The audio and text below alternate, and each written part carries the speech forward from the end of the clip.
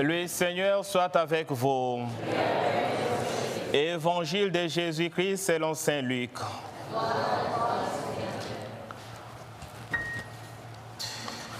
En ce temps-là, Jésus disait aux pharisiens, « Il y avait un homme riche, vêtu de pourpre et de lin fin, qui faisait chaque jour de festins somptueux.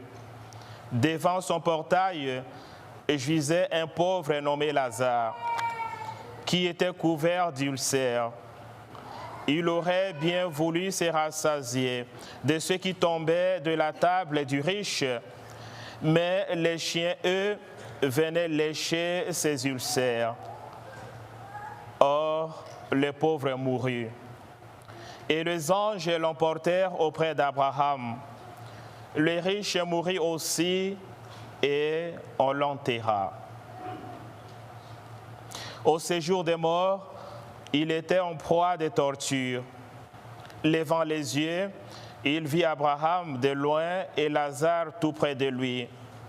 Alors il cria, « Père Abraham, prends pitié de moi. » Et on voit Lazare tremper le bout de son doigt dans l'eau pour me rafraîchir la langue, car je souffre terriblement dans cette fournaise.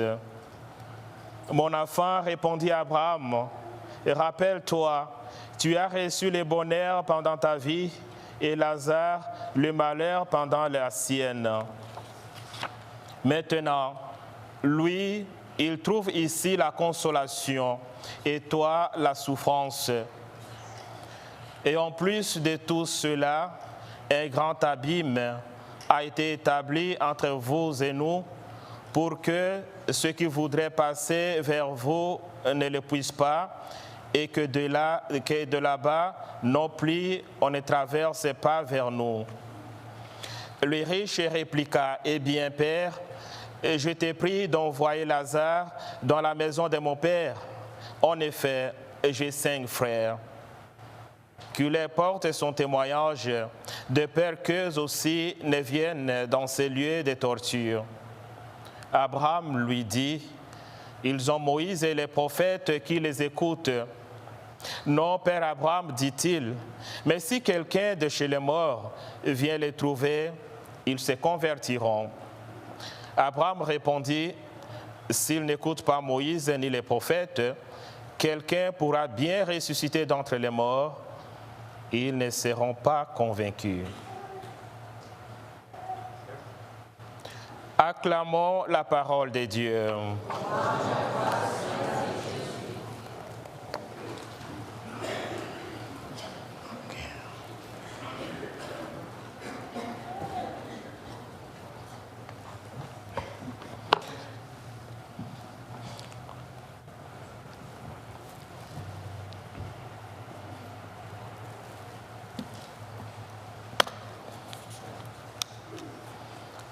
Chers frères et sœurs, aujourd'hui, comme je l'ai dit au début de cette célébration, cette messe est destinée pour remercier le Seigneur et pour demander une spéciale grâce pour nos différentes familles. Et nous allons tirer notre attention particulièrement pour les enfants aujourd'hui. L'homélie sera plus adressée aux enfants. Donc pour nous, nous devons retenir quelque chose pour notre méditation. Chacun peut développer à sa manière. Donc en lisant cet évangile, nous nous rendons compte que la richesse peut facilement nous rendre aveugles, sourds, inactifs aux besoins des autres. Ça, c'est la grande ligne. Et ici, on n'a pas nommé les riches.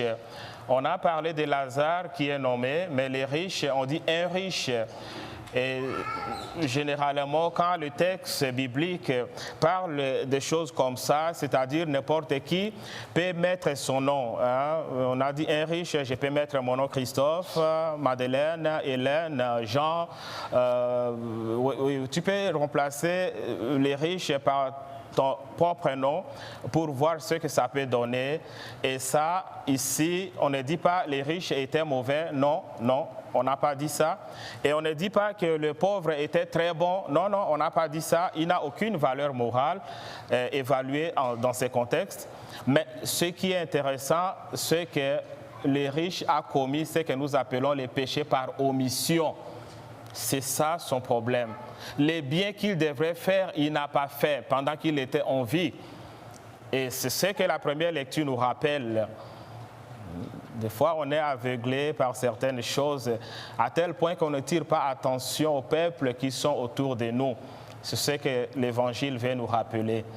Donc, nous devons faire attention, tenir compte des gens qui sont autour de nous, parce qu'à la fin de notre vie, comme on dit, la vie terrestre, tous les biens que nous aurons acquis vont rester ici. Mais ce qui va demeurer éternellement, ce sont les biens ou les services que nous aurons rendus à nos frères et sœurs.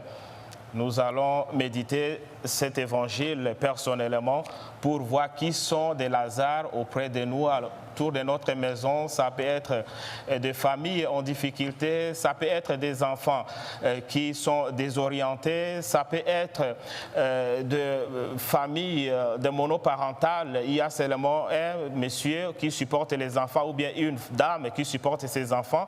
Ça peut être des gens qui vivent dans ce qu'on appelle loneliness. Ils sont là isolés. Ils ont besoin juste de notre attention. Que le Seigneur nous aide à tenir compte de ces gens-là. Merci. Alors, nous allons commencer avec vous. Vous êtes prêts? Vous êtes prêts? Oui, ok, oui. Alors, ce sont des petites questions. Vous allez répondre par oui ou non, ok? Ok, très bien. Jésus nous a dit dans l'Évangile d'être charitable, oui ou non? Non, il faut dire clairement, Jésus nous a dit d'être charitable, oui ou non? Oui, très bien. Pourquoi? Parce que quand on est charitable, quand on a 2 bonbons ou bien 2 biscuits, on va faire attention à l'autre qui n'en a pas, ok? On va lui donner aussi un bonbon ou un biscuit. Ça, c'est être charitable. De même, à la maison ou à l'école, nous devons apprendre à être charitable, à partager les biens que nous avons, ok? Oui, tu peux ajouter quelque chose?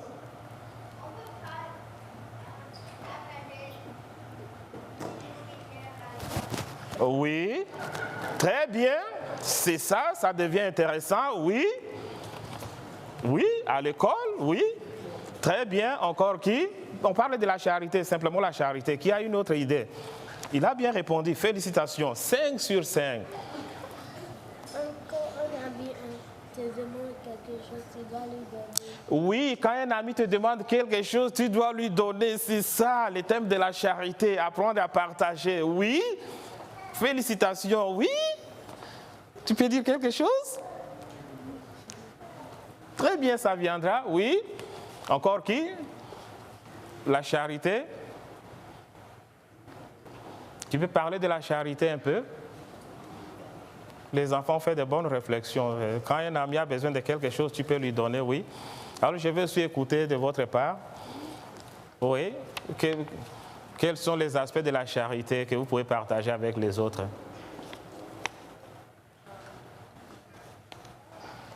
Oui. Oui. La charité, c'est quand partager ton amour avec les autres. Ton amour avec les autres, ça c'est très intéressant, voilà. Et ça, partager les talents que nous avons, ce n'est pas seulement les bonbons, ce n'est pas seulement les biens matériels, mais les talents, ça peut être à l'école, tu connais bien la matière, tu peux aider celui qui est faible. Ça c'est la charité. Très bien. Encore qui? Il ne faut pas donner aussi un pain à manger à la cour. Oui. Aider quelqu'un à manger, oui. De ne pas être distrait aux besoins des autres, oui. Tu peux aussi aider le pauvre. Tu peux aussi aider les pauvres. Très bien, c'est exactement ce que l'Évangile nous dit. Tu peux aider le pauvre, oui? Ça ne vient pas? Ça viendra. OK. Ça, c'est la charité. Et deuxième volet, la charité pour nous les enfants consiste aussi à écouter les parents.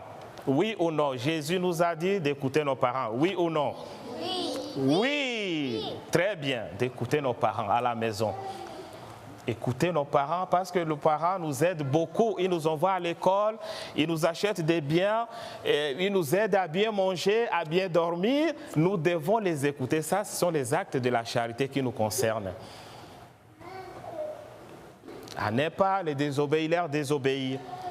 Quand les parents t'appellent pour dire quelque chose, calme, écoute et mets ça en pratique. OK? Ça, c'est très bien. Voilà. Et dernier volet, ça c'est maintenant le volet spirituel.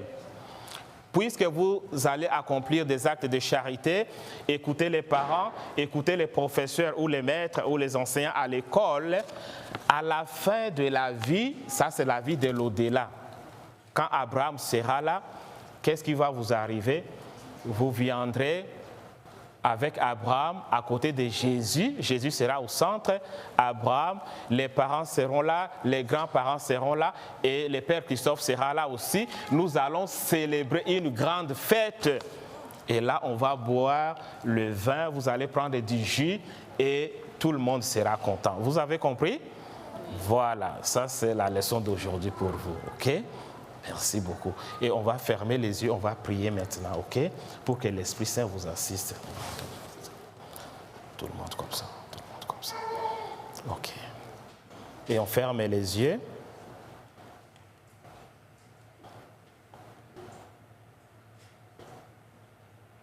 Viens, Esprit Saint, sur ces enfants. Comble-les de ta grâce, de ton intelligence et de ta sagesse, pour qu'ils mettent en pratique les vertus de charité dans leur vie. Par Jésus, le Christ notre Seigneur. Amen.